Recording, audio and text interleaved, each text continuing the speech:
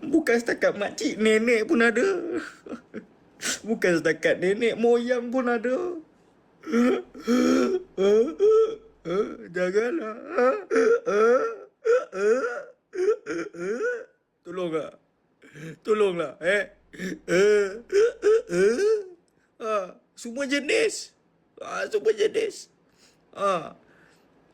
Yang anak-anak special pun ada try saya. Ya.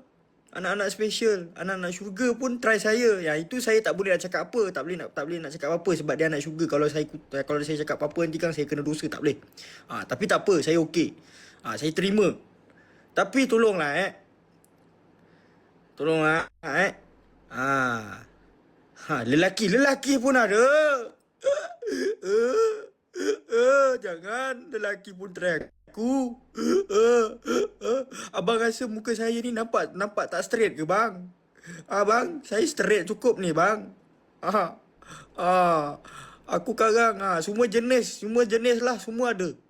Lap kamera. Okey, sorry. Semua jenis ada. Lelaki pun ada. Semua ada. Dari baba sampai ke anak dia orang kejar. Hoi, tak dapat bapak aku, dapat anak dia pula. Korang tanyalah si Merah tu. Merah pun kena benda yang sama macam saya. Ui, korang tak pernah rasa tau. Kena try dengan yang sejenis. Wah. Sejenis tu. Lagi saya tergedu. Tak boleh gerak langsung. Memang aku tak boleh gerak langsung, tak boleh.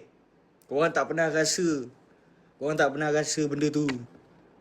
Tak pernah rasa. Siapa yang rasa tu faham lah. Dia kalau macam yang makcik, nenek okey lah, tak apalah. Kita layan je lah. Kita pun dapat lah juga berikan senyuman, dapat lah pahala sikit, sedekah sikit kan. Tapi kalau yang sejenis ni, daripada macam terkedu dengan nenek, ini terkedu terus, tak bergerak langsung aku macam ni lah. Dia macam macam tu. Dia benda tu tak tahulah. Saya tak tahulah nak cakap macam mana.